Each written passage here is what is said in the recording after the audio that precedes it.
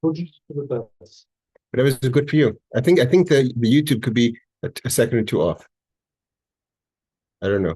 I'm not 100% sure. Okay, so what we're learning today is last week, early in this week, we learned the Gemara on King David because Shavuos is coming up, and this week we know that it's customary by some, and Chabad is one of them, that we study the Talmud of Tractate of Sotah. Sotah deals with the laws of the Sotah. Sotah is the woman who's been suspected, good word, by her husband to have be too comfortable, let's say, with someone, and that someone could be anyone. It could be her sibling. It could be anyone. That he says, I don't feel comfortable with you being with this person, and she has to, and if she's accused to be continuing to have relations, and then there's witnesses, all the conditions of when she would have to drink.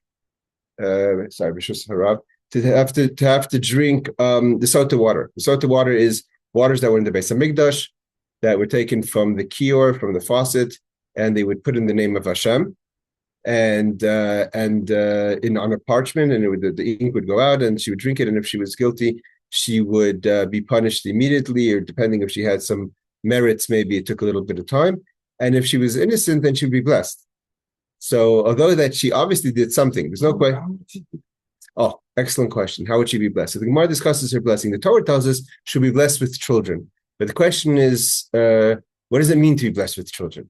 So some opinions is that if she's exactly. So good children, handsome children, Torah children, or if she wasn't having children.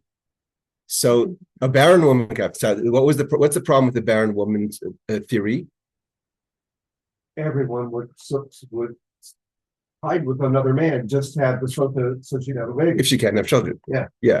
That's basically what the Gemara says. The Gemara says any barren woman would make her husband suspicious. See, it's kind of, there's a problem here because it's not just that she's with another person. She has to have her husband to warn her to stop doing it. And she has to, so she's still aggressively, so to say, disobeying the request of her husband because her husband says, don't be with this guy. And there's witnesses she was with this guy. We just don't know if they did anything. So then she drinks the Sotah water. If we know that she had relations and then she doesn't drink the Sotah water, she gets divorced, and then she's a person who had a marriage relationship, but there's a suspicion here, and so therefore, even though we don't know for sure what she did, she gets treated very coarsely. Her sacrifice is what's called Maisa Behema. She has the same sacrifice as the Omer, but with barley, which is an animal feed. So because her behavior is not great, but like you said, the problem with this theory is she's ready to do that if she wants children. She's ready to be belittled, shamed in public, have her husband get angry because that she's going to get from this is children. So the Gemara actually says there's an argument about this. The Gemara says that that seems like this loophole for children, but the Gemara actually brings that an example for Samuel the prophet, that we know that his mother was Hannah. Hannah was a barren woman, so much so that in Chassidus, Samuel's mother, Hannah, is the quintessential barren woman. Like, even though we had other parents that were other mothers that were barren, Sarah, Rebecca, even Rachel, but Hannah is the one who's considered the Akara. And she really prays to have a child, and she wants a certain child, not just any child. She wants a special child, like Louis said, and she wants a holy child that she has Samuel. Now, the Gemara actually brings down that one of the things that Hannah told God, she has this long conversation with God. She says to God, if you don't bless me with children, then I'm going to start behaving suspiciously in front of my husband Elkanah until he's going to ask me to stop behaving this way. And I will be suspected, and I will have to drink the waters, and I'll be blessed with children. I mean, she was ready to go all the way. She told that to God, like, I need to have children. So either you're going to give it to me in a nice way, or I'm going to have to take matters in my own hands. Because it's the easy way, the difficult way. So that's basically what the Tractate of Sotah is about. So there's kind of a connection to Sfiras Omer, because the sacrifice of the Sotah is similar to the Omer, which is the barley. There's many other connections, but where we're holding now in the Tractate, which is page number 41, we're already kind of out of the subject of the Sotah, and we're going into other laws. So we're going to start with the Mishnah, then we're going to skip to our piece of Gemara. The Mishnah here says, is ready, so we're not going to discuss any more about the Sotah, but we're in the Tractate of Sotah. The Gemara says that Parshas HaMelech Ketzad. What are we talking about here? We're talking about, we've learned about this in a previous class, that there's what's called the sabbatical. We have the sabbatical every 7 years. And Motzei Shvius, which is the post the sabbatical year, we have Shnas Hakel, which is the year of the gathering. And that was the year that on the Sukkos following Shemitah, which would be going into the 8th year, the beginning of the 8th year, there would be this whole huge ceremony. And this is one of the final mitzvahs we have in the Torah. Men, women, and children have to show up, even infants, and the king reads the Torah. Now, we have a few things here. Number one is it's the Gemara doesn't say, the Torah doesn't say what type of king. Like we in our history, we've had what you could call legitimate kings and kings that were not so legitimate. Like the person we have in question, King Agrippas. So, but either way, the king would read the Torah in a public setting in the courtyard Hayrani, in the courtyard of the temple. So how did it work? So the Gemara Mishnah asks the question, Parshas HaMelech Ketzad. What's the story of the king? Of the portion that the king would read. So the Mishnah continues. Motzei Yom Tov Harishon Shachag B'Shmini B'Motzei Shvius. On the end of the first day of Sukkot, that's Chag is Sukkot. So meaning to say, not the night going into the second day of Sukkot, but the actual second day of Sukkot. B'Shmini, the 8th year. B'Motzei Shvius, post sabbatical. So they would make a huge, what does he use the word of, a platform of wood in the sanctuary, in the courtyard of the temple. The king sits on it. How do we know? So the Mishnah quotes a verse, at the end of 7 years, we do the mitzvah of Hakel. We're gonna skip through the footnotes of Rabbi Steinsaltz because we're doing the Mishnah now. We're gonna get to our piece of Gemara. Chazan Knesses.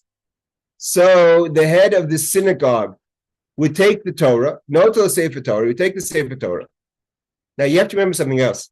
Aside for this, the mitzvah of Hakel, the king had to always have on his person a Torah. Right? We know that every person has an obligation to, in some way or another, be involved in the writing of a Sefer Torah.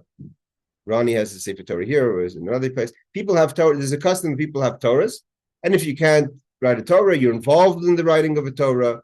The Rabbi started the campaign around this time of the year for the children's Sefer Torah, but it's a mitzvah. It's a mitzvah to have a Sefer Torah.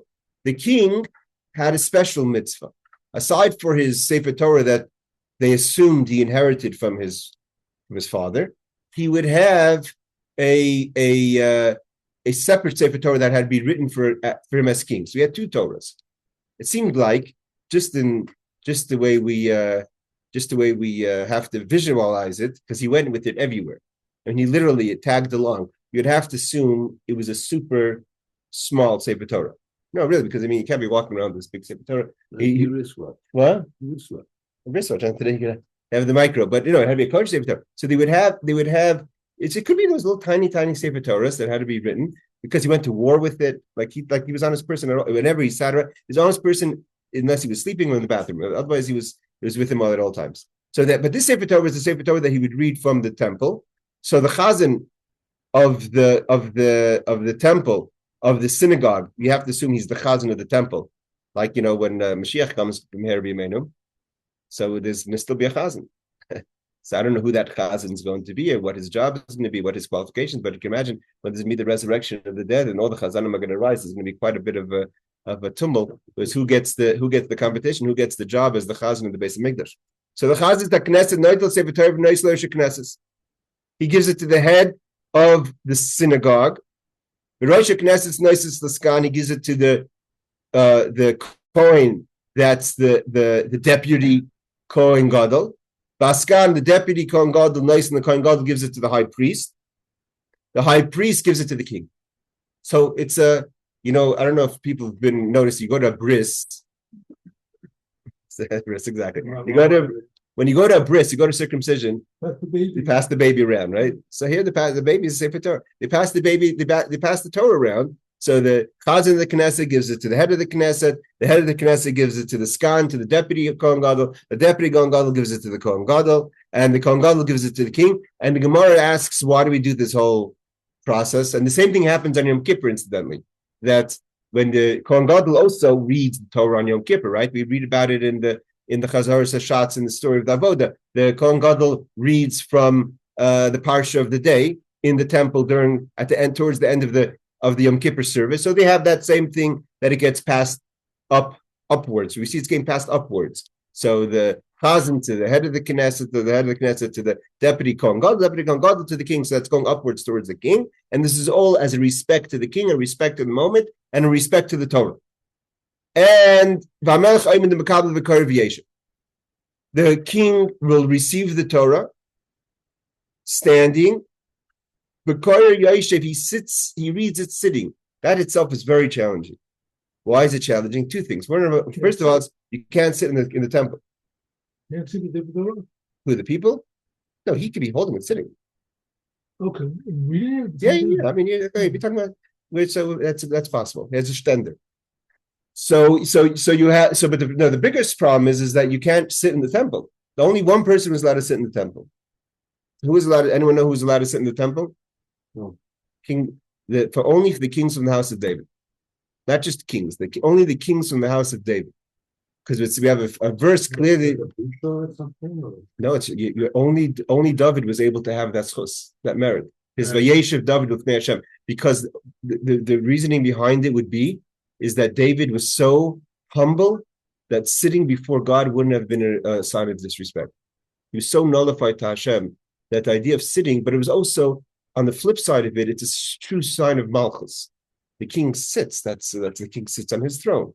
The only one who could sit, Vayeshev David Lifnei Hashem, says David sat before God. And that's based on that verse. We know that only the houses of David could sit in the temple. Now, incidentally, this law caused a lot of trouble in Jewish history. So much so, in theory, it led to the exile of the 10 tribes, the division of the two kingdoms, the turn to idol worship, all because of this law. What happened when King Solomon was king? So David's son Solomon was king. He also had Vayeshev. It says also Vayeshev Shlomo B'kisi Hashem. Shlomo sat in God's chair. It means that's how special the house of David was. So after towards the end of his rule, he's told by Achia Shuloni, the prophet. We learned to be talking about Achia Shuloni once. Achia Shuloni he always lives. He never died. The tradition has it Achia Shuloni has never died. The Rambam even writes Achia Shuloni left Egypt. He learned by Moshe, but he doesn't come to form, so to say, until David's times. He's a student of David. He's way older than David, but he's a student of David. In the chain of tradition, Achia Shuloni receives Torah from David. And he's also kind of Shlomo's guide and counsel. So when Shlomo Melech kind of disappointed Hashem, we're not going to get into that conversation why, but the things that he did that we all know that were discussed that Shlomo did that were questionable. So he's told by Achia Shuloni that he lost the kingdom, but not everything. He gets one tribe, which is Judah, but there's going to be another king that's going to get 10 tribes. And he rips the garment. He gives 10. He shows him how God ripped the kingdom in half. And who does he choose to be king for Israel? A superstar. This is like really the top draft choice. His best student, the one he taught everything to. Achia Shuloni taught all his teachings to the student. His name was none other than Yeravam, the son of Nevat, who was a tremendous scholar, righteous person. Oh, he had all the qualities. But what was he lacking? Humility. He was an ego person, and that's what brought him down. The Gemara says that his ego got him. And he was so great. He learned secrets. The Gemara tells us that Achia Shuloni taught secrets that the world never heard to Yeravam, the son of Nevat. But what happened was comes the first holiday, either it happened or he was scared it was going to happen, that he said, what's going to happen? So there's two kingdoms. There's the king of the north, the king of the south, Judah. And but there's still everyone's serving Torah. Everyone has to go to the temple 3 times a year. So the idea was that both kings would come to the temple. Now what happens? He thought to himself, what's going to happen? There's going to be one king sitting on the throne and one king standing, because only the kings from the house of David are allowed to sit. So he says, time out. That's not going to look good. Everyone's going to say, you're not really a king. You're like you're a governor. You're they say in Hebrew, you're a king ki'ilu, you're as if you're a king. But if you were a real king, you would be sitting side by side by the king of the house of David, by Rechavam, which was the son of Shlomo. So he knew that's not going to look good for him. So what did he do? He put up 2 idols. He says, no more Beis HaMikdash. We're serving idols, because his ego got him. So we see that this law actually triggered, not that Chas v'Shalom we question God's laws, but the fact is that it was a trigger for his ego. And later God asked him to Chazar Bach, do tshuva. He was ready to do tshuva, but only if he could get first before David. The Gemara says, "Oh, Gemara and Sanhedrin." So here he sits and he reads the Torah. Yeah. God comes to Kira. The Gemara says, "Tavis." God grabbed Yeravim ben Nevat. I mean, not in the literal sense, but you can imagine in the spiritual sense. And he says, "Chazar Bach, just do tshuva. Never mind all this shlusim." So you're standing, you're sitting, forget it all. And he goes, me, you, and Ben Yishai will walk together in the Garden of Eden. All be forgotten, all be forgiven. So you know what This is part of the message. No, this is the Talmud, the Gemara and Sanhedrin. So the Gemara, so he asks one question to God: who walks first, me or King David? Said a shema. So what does God answer him? King David goes first. He goes, then I'm not interested. No, thank you. I'm not going back. So here it's so. And he's a top student. It's like your top draft choice. Originals. It's hard to really fathom that where you are with the Kaddish Baruch Hu, and and you have a chutzpah. You have conditions, like you said. Condition, it's like it's condition. I'll do it on one condition. But we all kind of make conditions with God all the time. Not like that, not so brazen, and not so like that. We're so troubled, and try to. We try to kind of make deals. Well, in trying to go back to the end of it, trying to do tshuva is troubling. It's challenging. It's troubling. It's conflicting. It's difficult. So it's like you would not really think so. I'll do it, but I'm against it. Why? Well, you didn't say I'm doing it against it. You said I'll do it, but my honor has to be kept. Yes. On his terms. Yeah. So God didn't accept. But again, he was. When Rabbi Beryl Wein when he tells the story, he says, you know what? He was too perfect. He's literally that the guy who wants to sign a huge contract on entering the sea. He has all these conditions. He just doesn't. He didn't. David started from humility. This person started from giving drushes. Telling everyone off. He's telling Solomon off. He had opinions about everyone but himself. All right. So back to our case. So the king takes it and he sits down. Now the Mishnah continues. This is a Mishnah in Sotah. We're not even talking to the Gemara. So it means Rabbi includes this story. At him at the end. So first his son becomes very sick. So he sends his wife. You have to remember, he was married. He had a family, and his wife was they were close to Akivah. Shaloni was their Rebbe. It says Akivah Shaloni, he didn't give up. He's the teacher of the Baal Shem Tov. Chassidus comes from him. I mean, he's the one who's carrying the torch for the whole 3,000 years. It's Akivah Shaloni. I think they say he was a Levite. No, I think he was a Levite. So he comes. His son becomes sick. So Yeravim, the son of Nevat, doesn't have the chutzpah.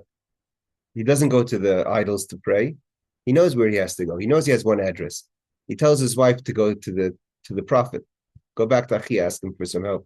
Now we're in a pickle. Our son is sick.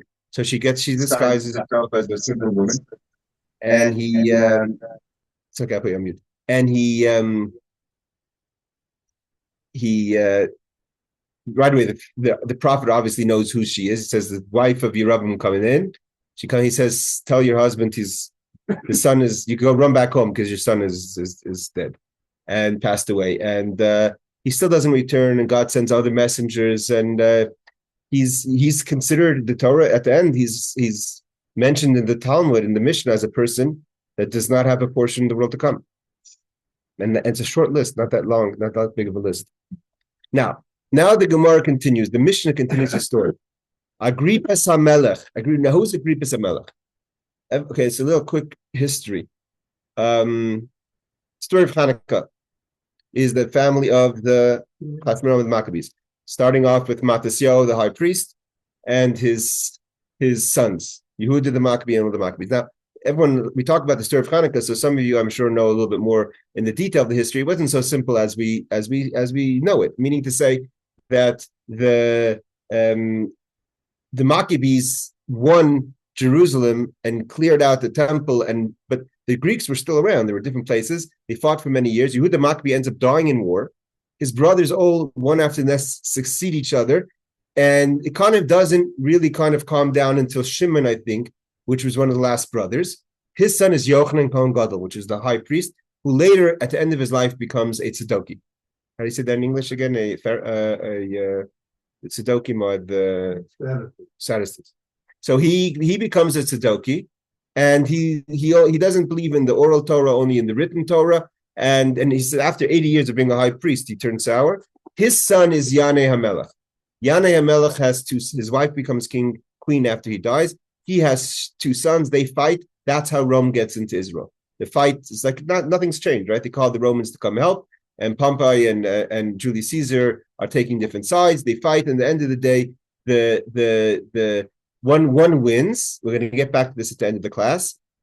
He gets killed or whatever by his servant called Herod. So Herod takes over.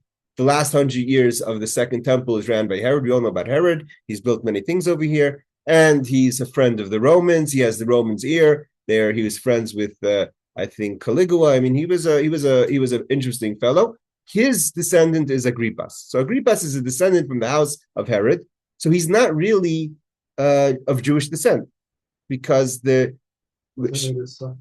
don't know. It wasn't a suffix. What happened is Shimon, the Hashmonai, or the Maccabee, however you want to call it, his last name was, the Shimon from that family conquered Edom, which today Edom, as we know it, we call Edom Rome, but it's not Rome. Edom, actually, the actual location of Edom is probably somewhere south of Beersheba area, southeast over there. So he conquers Edom, forces them all to convert to Judaism. So it's a questionable, like you said, what kind of conversion they had. Herod is from those converts. His descendants are Agrippas HaMelech. We have a street named after Agrippas. So Agrippas HaMelech, but he was considered a good king, but it was already over by then. When you say force, what does it mean? They were conquered and told him you have to convert to Judaism. I mean, Otherwise you're dead. Otherwise you don't get food stamps. I don't know. So Agrippas HaMelech Amad v'Kibel v'Karav Omed. So Agrippas HaMelech stood when he read. So we see over here that he's considered king, even though he's not from the house of David. He's not from the house of the Hashmonaim. He's from converts. He shouldn't be king, al pi halacha, according to the law. He's king. He does the hakel. He runs the hakel. He takes the Sefer Torah and he reads it. Why is he sitting? Why is he standing? Because he can't sit. If he did it out of respect. Although he could have sat, because the Gemara later answers, how could you sit if you're not from the house of David? So they say the actual seating was outside the temple boundary. So he stood anyways as respect. And because of that, the rabbis praised him. They said that's praiseworthy. Now he starts to read the Torah. He reads the law. The law says that an ish nachri, a person who's not a foreigner, can't be a king over you. You can't. Your king has to be from Mikarav Achecha, from one of your own. So he realized that he's not really qualified to be king. So he's humble. Zaglu Einav Demois. He starts to cry. That's what is with the law in America. I don't know about this country, but the law in America, of course, is that you have to be naturally born in the States to be president. Obama wasn't. So the question is like this: where do we have a little bit of a problem? Well, no, but Ruth is only a because Ruth married Boaz. That was my question.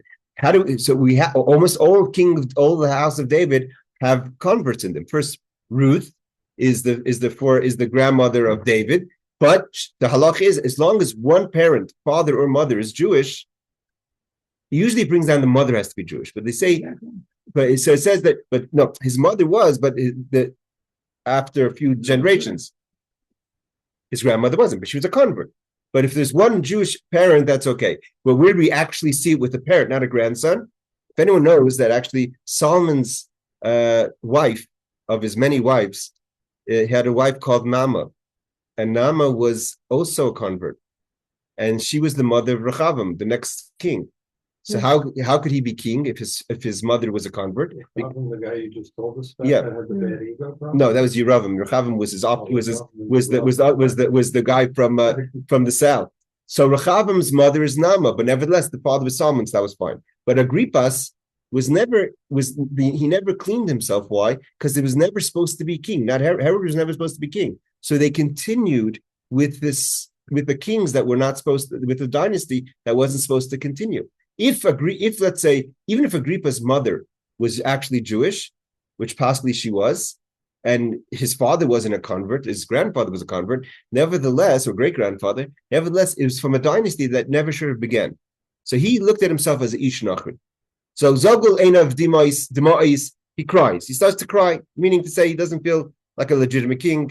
As you can imagine, the pressure he was under at the time is right before the destruction of the Second Temple. Passes through the wilderness. Passes through. You're right. That's about Solomon's daughter. You're talking about. You're right. But in this case, for the law of the king, his mother was Jewish. She just was a convert. So you can't be a son of a convert to become king. But that's only if both parents are converts. But if one parent is a Jew, it's okay. By the way, but that's you should know. I don't mean if there's any converts or anyone knows converts. I don't mean to.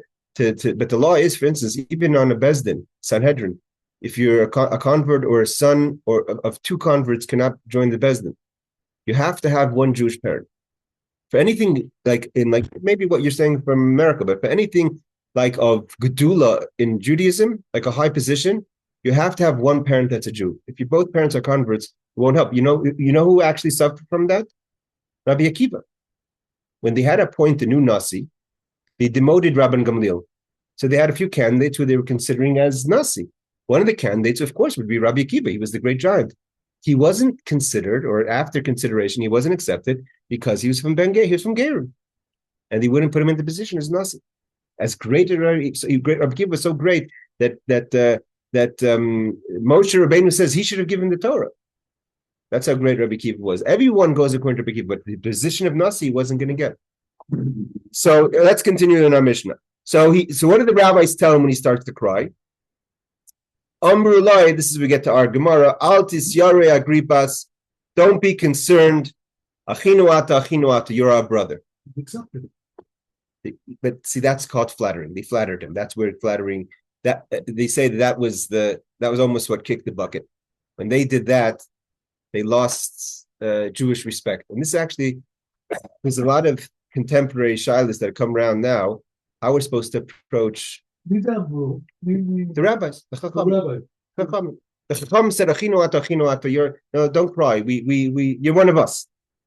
And the Gemara looked at that very unfavorably. That said that they were flattering him. They shouldn't have. They should have stayed quiet. And even though there was like kind of maybe he was still Agrippas. He was still from Herod. He could have just lashed out.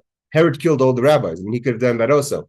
So they didn't have to say you're right, step down, don't be king. But they could have just kept. Sometimes you could just be quiet, and they weren't quiet. They wanted to make him feel good. They flattered him. They said achinu ata, and.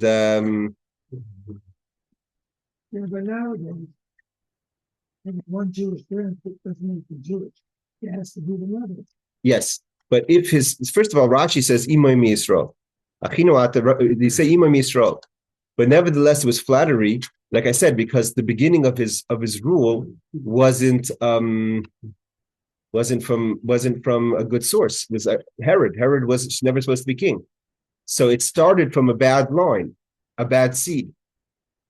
So he was, even though his mother was Jewish, but he was in a dynasty that shouldn't have been kings of Israel. Just to learn a little bit of Rabbi Steinsaltz. I want to get to our Gemara. Rabbi Steinsaltz tells us a little bit who King Agrippa the first was. Julius Agrippa, who was the grandson of Herod, 10 BCE to 44 CE. So we're talking about, when was the temple destroyed? 70, right? So we're talking about 44 CE would be 26 years before the destruction of the temple. Agrippa's father was Aristobulus, the son of Herod, from his Hashmonaim wife Miriam. It's not called Miriam. She has a street actually named after her, off Derech Hebron, crossing over to Derech Beit Lechem. There's a street called Miriam. That's named after his mother. She was herself from the Hashmonaim. Means she herself was a descendant of Yanei HaMelech. He loved her and hated her at the same time. No, because she spells it with here he spells it Miriam, Miriam. But in the Gemara also in Hebrew also it's not spelled exactly. It's like an extra I or E there. So Miriam is from the descendants of the Hashmonaim. So she herself is Jewish. He marries her for political reasons, and he's fascinated by her, but he never trusts her, so he murders her. Oh wow! And then the Gemara says actually that he what is it called when you he preserved her in honey, so he could have her with him but not alive. We're dealing with obviously a very disturbed individual. Herod was a daughter of Hercules II. His mother was Bernice, the daughter of Herod's sister. He grew up in Rome and in the house of the emperor, and there befriended the emperor's family. So he was a close friend of Gaius, who was being designated emperor after Caligulus, right? Caligulus, yes. So if you bomb somebody in honey, the body doesn't work. Yeah, honey is a preservative. Why did he do that? That he wanted to have relations with them? Something like that, yeah. What? That's charming. It's sticky. All right, let's continue. So we're going to skip. Let's go back to the Gemara because we didn't get our piece yet. He reads. What does he read? So we go back to what he reads. He reads from the beginning of Devarim till Shema, which is in Ves Hanan. Then he skips to Vayim Shemaya. Then he goes to Aser, the lies of Taldim, and Kisachale Aser, which is the laws of tithing, the beginning of Kisavai. He reads the laws of the story, the laws of the king, blessings and the curses, and he finishes the book. So that's what he reads at everyone. That's what the ceremony of Hakel is, kind of parts of Devarim. All right, the Gemara continues. Bracha, what does he make of bracha? What blessings does he make the king when he reads the Torah and Hakel? The same blessings that the king, the high priest, does on Yom Kippur are the same exact blessings as the king does, which were discussed in the previous Mishnah. But he has to finish up remembering that it's the holiday of Sukkot, not the holiday of Yom Kippur. That's okay. Now, let's skip to the next page because we're going to go back to this Gemara where we wanted to get to, which is the middle of the next page, which is 41b. So we're going to go back to the. I didn't do my homework. Sure. How you pick this? How you pick this piece? Is something specific to Shavuos? This is today's Gemara. I was supposed to be learning it, so I figured you gave me a short notice, so we picked up. No, this is where you learn Sotah every day. Nice. In between Rosh Hashanah and so it's connected to Shavuos. It's connected to Shavuos. Okay, so the Gemara says like this: the king stands, takes the Torah and sits down and reads. Agrippas Agrippas didn't sit; he stood. He He took the Torah and he read it standing.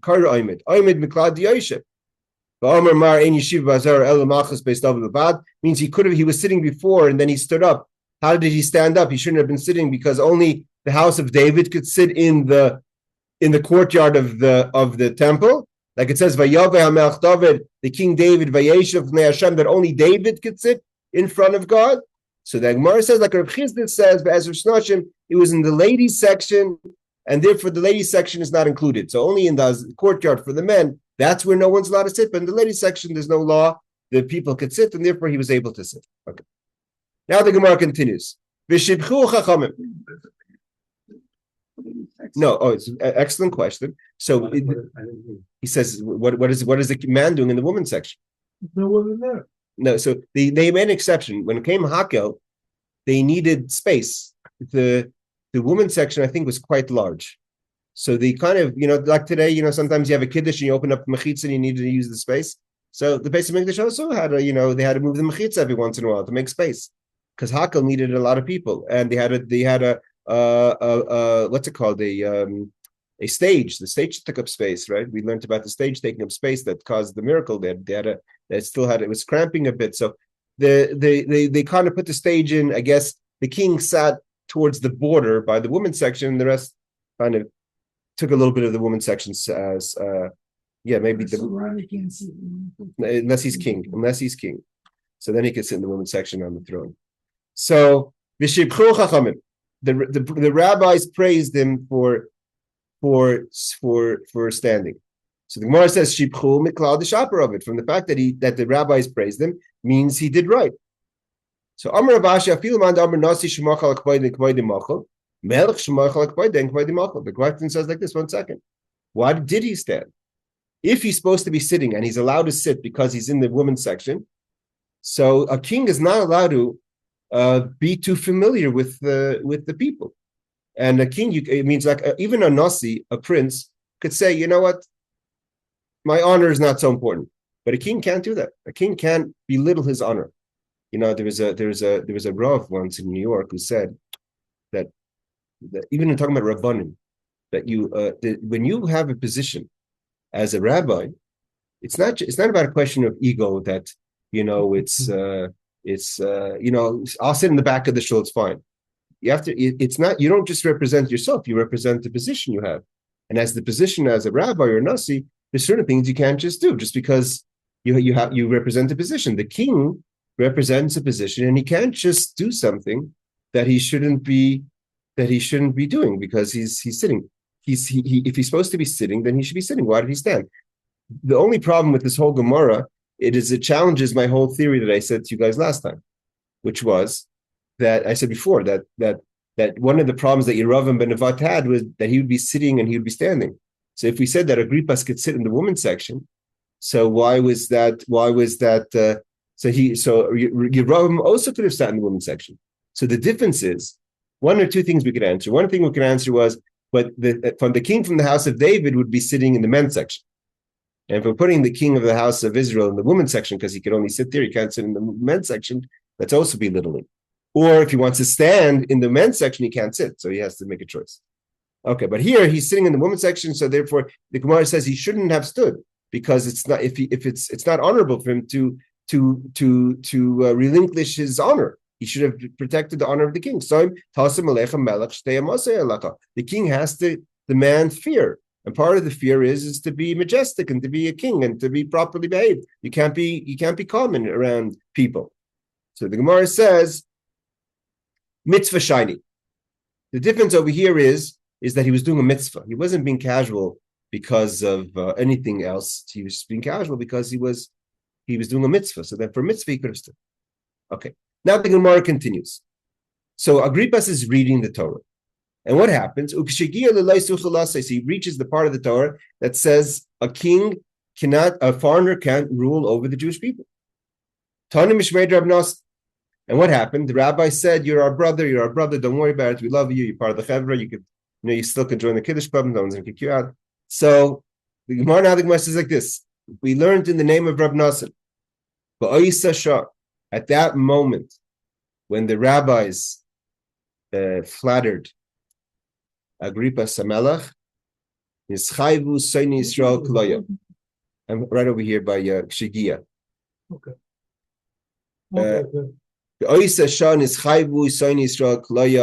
At that moment, the enemies of the Jewish people were sentenced to destruction for flattering Agrippa, but that doesn't mean the enemies of Israel. That's just a code for saying the Jewish people. That what was one of the final things that brought down the Second Temple or the Second Dynasty was the flattering of Agrippas HaMelech. The rabbis should have had a little bit of self-respect, and he wasn't supposed to be king, and Herod was not supposed to be king, and Herod killed a lot of the rabbis, and they should have. Most opinions say they should have just kept their mouth shut. They didn't have to make him feel good. They flattered him, and by flattering, that was the end. That's Bachala. We could stop right here and have a long discussion about that, because what is so horrible what they did? I mean, that flattering, okay, you could say this. So they flattered, maybe they weren't being a little too politically correct or whatever, but to make that should be the final straw that causes the destruction of the Jewish people is because they flattered Agrippas HaMelech, and he was considered a kosher, he was considered a good king. He wasn't like an evil king. Like you could think, you see how careful you have to be on what the Rebbe would call about Gaon Yaakov. Gaon Yaakov means you have to have Jewish derech eretz for yourself. And Jewish derech eretz sometimes means Jewish pride in a good way, that there's certain things that this is the halacha. The law is he shouldn't have been king. Just keep quiet. You don't have to try to manipulate the law to satisfy someone else. Because when you start manipulating the law, then there's no temple. And there's nothing sacred anymore. And that's how things spin out of control when you start compromising. So the Gemara, the sort of Nassan says that caused the decree. Now the Gemara is going to go into what happened from when they flattered Agrippas, and in general, what's it mean to flatter someone? The Gemara says, Reb Shimon Mechalafti says as follows: Miyoim shegavar Agrippa shel Chanupa. So from the day the power of flattery prevailed amongst the people, is nisavsu hadinim v'niskalkulu hamaisim. The deeds have become corrupted, and the person cannot. The deeds became corrupted. The system became corrupted. No person could say to the next person, my actions are better than yours. If you can't have self-respect, if you're flattering the politicians, if you're flattering the government, and then you want to turn around to the next person and start giving opinions about them, it doesn't work like that. Once you've lowered yourself to flattery, then you have to keep quiet about anything else. You can't go tell someone else and say, why aren't you coming to shul? Or why aren't you putting on the phone? You're compromising your values. You're compromising your values. You're flattering someone you should be flattering. That's a good question. What would happen if Trump came in? How would you have to flatter him? The Gemara says that it's corrupt. It's not the way it should be. The Gemara continues. Rabbi Yehuda bar Ma'arava. Rabbi Yehuda says, Reb Shimon ben Pazi. Others say Reb Shimon ben Pazi says this. That no, it's not so simple. You can't say that. Why? This is the question you just asked, Mr. Kemp. Certain people, you have to be careful. If you don't flatter them, they're not going to behave right. Even the wicked people, if someone is, what's it mean wicked? Someone who's temperamental, someone who has the power over you, someone who could do something to you. If you don't flatter them, you're allowed to flatter them to get what you need. That's you can't. We have to read the situation for what it is. How do we know? Because it says when Mashiach comes, Isaiah Yeshaya Navi says, "La'ikari od l'novel nadiv." When Mashiach comes, we're not going to call anymore the vile person is going to be generous. He's vile. We're going to call him for what he is. Today we flatter people. Oh, you're so kind. You're so giving. You're so this and this. But how many people really mean it? So why are you saying it? Because you want the check. Is flattery always negative? It seems like it. So how's the difference from a compliment?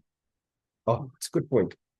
I'm thinking the same thing. It's like you could flatter somebody and actually mean it. Oh, so that's the question. I think what Ronnie is asking is really the answer. The question is if you really mean it. Yeah. Like, would you give it if Yeah, it it's the same thing. no, I'm saying is would you give that compliment if I was at a place once.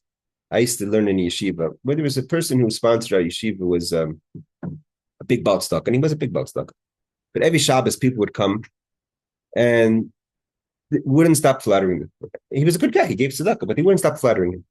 I mean, every Shabbos they would come out there and say his name is the number value of gold, or his name is the number value of the best thing since sliced bread, or whatever. Everyone was trying to find something to flatter him, literally, week after week, person after person, and it was a little magil for us sitting there. It wasn't pleasant to sit there and listen to this. But the fact was that would they be saying that if he wasn't giving money? Possibly not. And the proof is that when he went through certain times in his life, he wasn't able to give money, they stopped showing up. So I'm not saying that that's right of them. And I'm not saying that they shouldn't be grateful for people that have been do good deeds.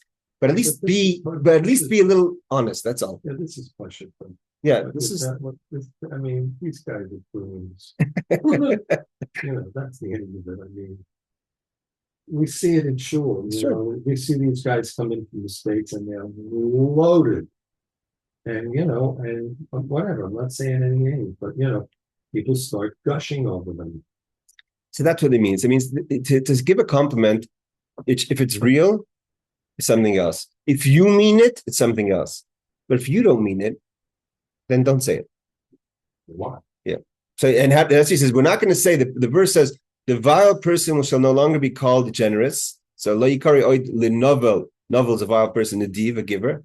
V'lechilai lo yemer shoya. And the cruel, we shall not, nor shall the cruel be said to be noble. Right? So they were calling the cruel people noble. So but what do we see from there? That's only when Mashiach comes. But until Mashiach comes, you got to do what you got to do. You got to give the speech, the gematrias of this and that. It's allowed. It doesn't say you should do it. It just says it's allowed. But that's a very singular opinion. The Gemara doesn't accept that opinion. Reb Shimon ben Lakish Amar Mihacha Kirais Pnei Elikim Vatirtzeni, that we find. Where do we find the first flattery in Torah? Anyone know? Where there's a question of flattery? Genesis.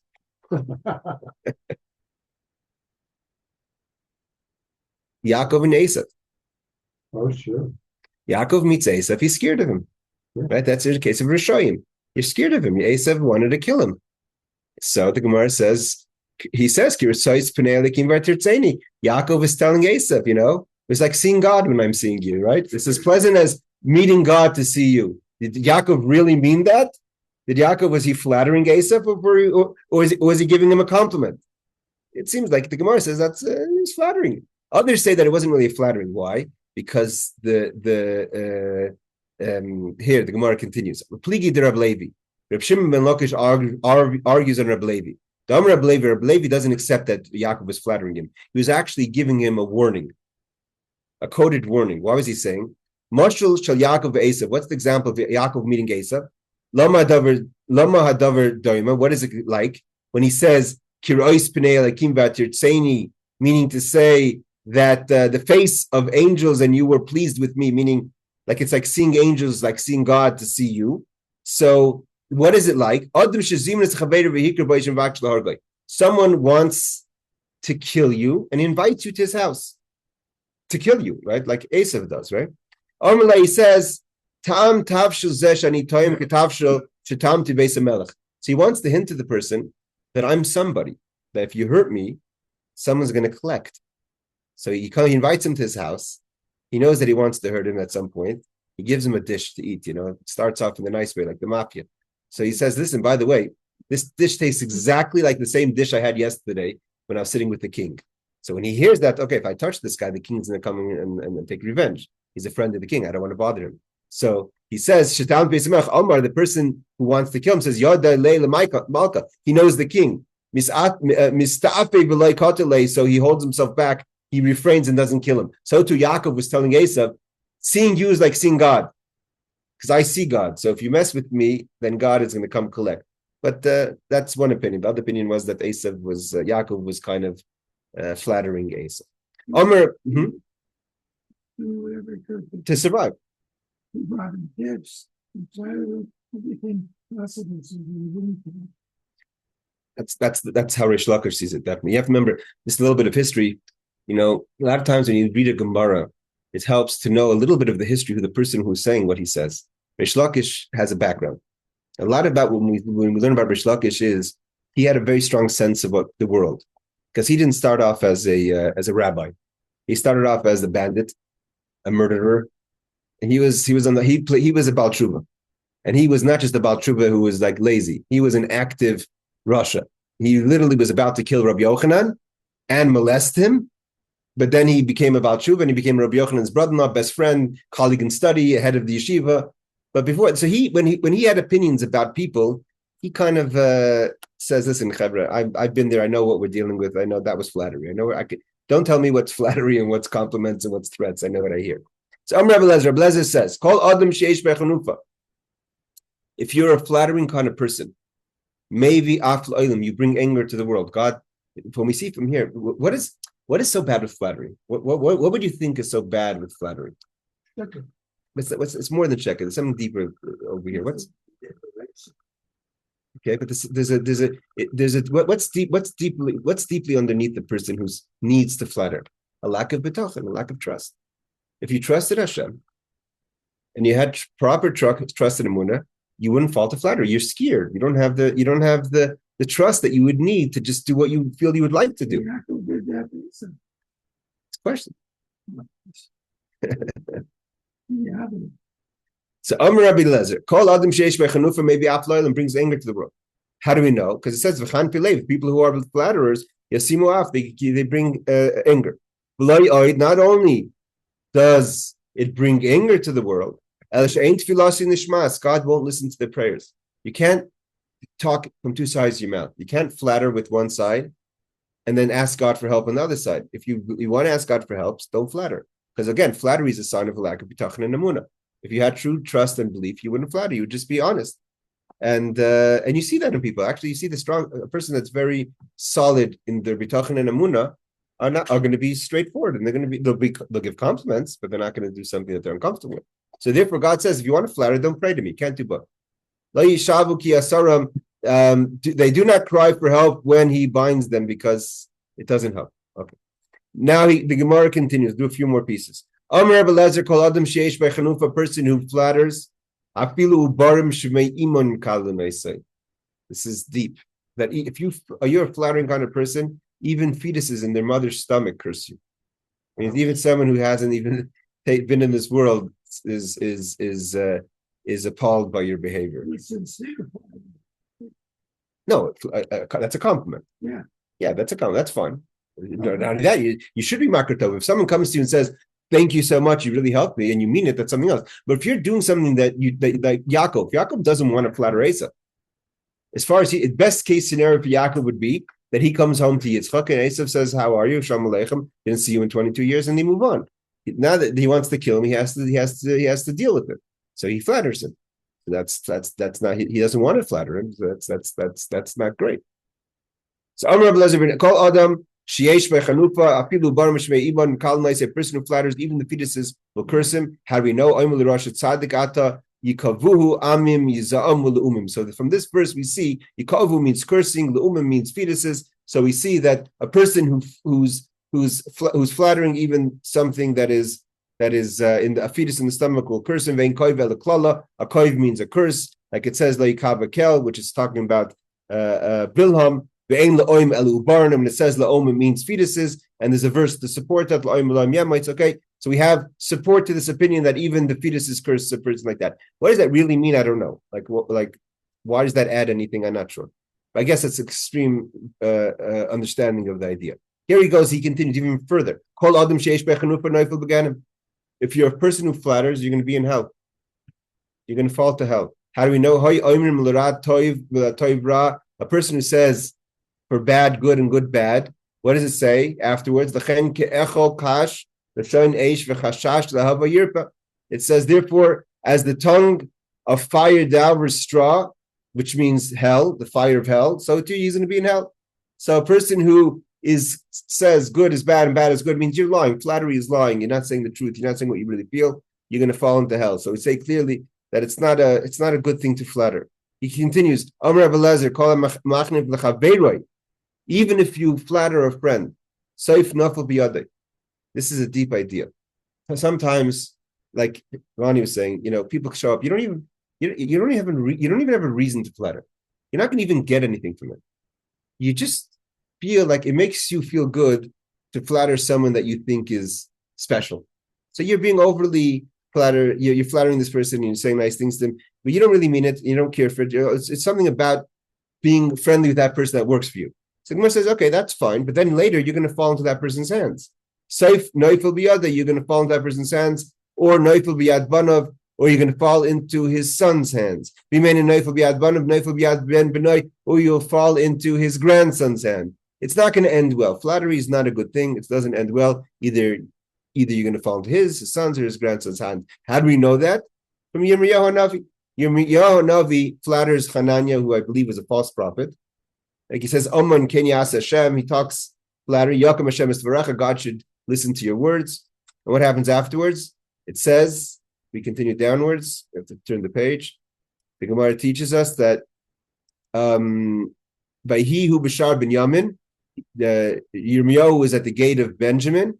V'sham Baal Pikudas Ushma Yira ben Shlemiah ben Hananiah. So then the grandson of Hananiah, his name was Yiriah, grabs Yirmiyahu and he says, Kazdemata Neifel, you're going to, he throws him at the end, the grandson of Hananiah, who he flattered, throws him into prison. And in the end, he throws him into the dungeons. So we see that he flattered his grandfather, and at the end, he ends up being his own grandson, throws him into prison. Rabbi Lezer says, "Call a congregation that flatters." Here again, the Gemara really does not appreciate the mindset of flattery. It doesn't mean that you have to be cold or ungrateful or crude, but you have to at least have some class. Exactly. It's for brand. So call if a congregation has flattery, well, that what the Gemara calls it? The Gemara says basically another term, ma'usa kenida. It's like a woman who's a nida. That's Shenemar ki adas chanef galmud. Galmud means a woman who's a nida. She came bicharche hayam korim lenida galmuda. My galmuda gemula mi baila. But she's comparing it to a woman who's at her time of her cycle. That's what it means to be a flattering congregation. So what we learn from this whole piece of Gemara, we'll stop here. I think is this the last piece. They bring a few more cases that it brings other things. Oh, we'll just finish off the last piece for the Mishnah. It says, says, 4 groups of people God doesn't accept. Groups of leitzim, people who are jokers. Kat chanefim, people who just flatter. Kat shakorim, people who lie. And kat misapri lashon hara, people who tell lies about people or say evil. Doesn't have to be slander. That's a good point. Nothing is You never take things seriously. You always, he calls it over here. I'm okay. Well, that's Abigail would say we're a little screwed.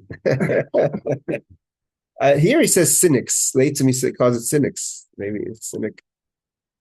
But I guess the point over here, I think, is, gentlemen, is that best approach in life would be is just to be. It may not be easy.